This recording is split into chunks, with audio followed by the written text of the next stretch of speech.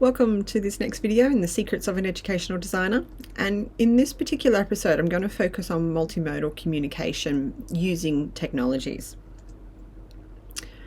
And one of the quotes that really kind of resonates with me in this particular field is around the learning and how multimodal technologies have enabled us to learn more. And I guess Leonardo da Vinci's quote here about learning never exhausts the mind is very true. When you are fully engaged in the learning process, you don't become exhausted by the process. So I think one of the main questions I get asked quite a bit around this space is, how do you best communicate your ideas and your knowledge? But also on the flip side of that is, how do you best learn other people's ideas and knowledge? And you can keep that in mind as you think about how we talk about multimodal learning. And some of the definitions that are pulled from the literature around this area are quite vast, and there's many different dimensions to this field. But multimodality essentially suggests that learning is realized through the interaction between visual, actional, and linguistic communication, and that learning is multimodal, and that it involves the transformation of information across different communicative systems or modes, and we can use technology to enhance this process or change this process. And I guess that's where the focus of modality here comes into play, that it is multiple. So that's the multimodal part. And the representations are combined elements. And we usually say at least two. And that may include text, visual images, and they may be pictures or graphics, or they might be videos that have movement in them. And that they may also have sounds or some kind of extent of voiceover or music that's included. But also that it can actually extend into that spatial area, and that gestures are really important part of communication. So when we look more at multimodal education and what that kind of looks like, a lot of the literature does focus on this shift that we move from paper-based education, and we rethink how teaching and learning are designed, and that we can actually make a change for the better about how we communicate in these spaces. And that is for teachers, but also for the students that are involved. So we think about, how can you best communicate what you know? And how can you plan for others to communicate what they know? And there's some strategies around this.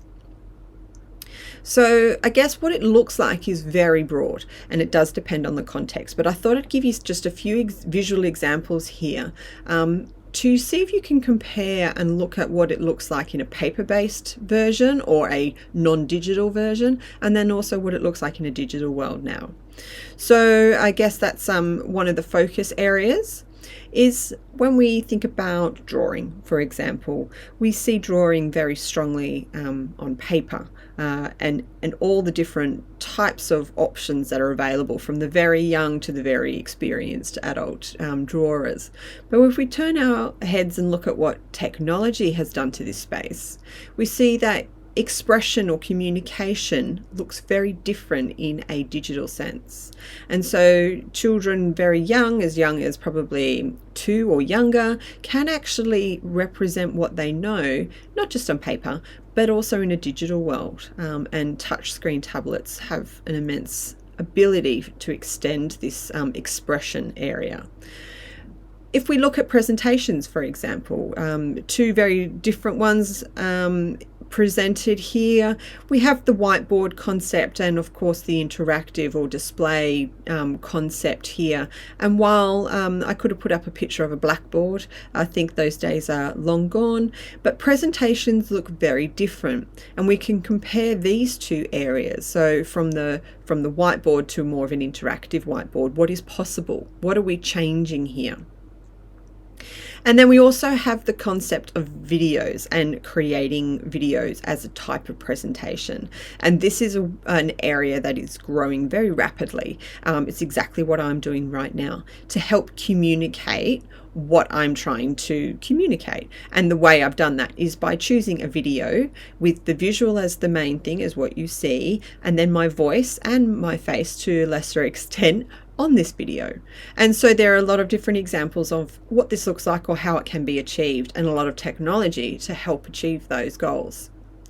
So here is just some kind of connection to the whole area of multimodality and technologies is, what do you actually need now to communicate your ideas and knowledge most effectively?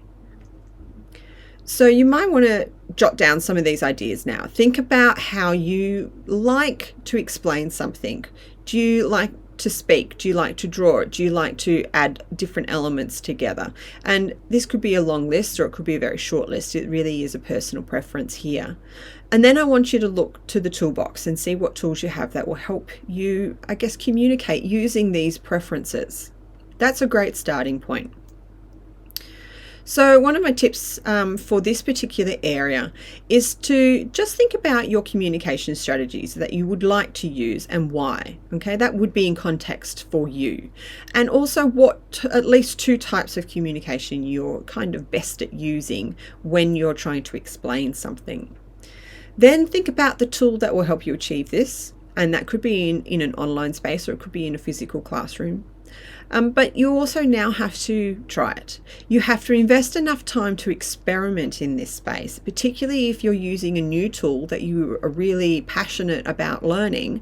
You want to give it a go. And like Leonardo said, you want to be learning, so it's not really exhausting your mind. You're learning because you want to learn. So I guess this is the area that you would like to explore. You give it a try and you make a decision if it's worth continuing. So some of the tools I have in my toolbox around this area of how I communicate in different spaces are very diverse. Now, I've only picked 3. Of course, I could talk about this for a long time. However, I think these 3 are very unique. They're uniquely different, and I use them in different ways. So Camtasia, again, I'm using Camtasia to record this video, and it does enable me to be on the screen, but also show you what is on my computer screen. And that's really quite important if I was to now take you and show you something else on the internet, for example, or in a learning system. Padlet's still a really great go-to tool that you can set up and instruct people to use and to share different visuals, but links and videos and audio elements can all be pulled into Padlet. Whereas VoiceThread is a really unique tool in that it enables you to create, yes, a presentation. You can upload PowerPoint straight into it, but then you have to talk to the different slides and give your viewers something to respond to. They can then also post on that exact same slide an audio or a video related post. So there's lots of different ways you can use for these sorts of tools, but they are essentially all multimodal. So thank you.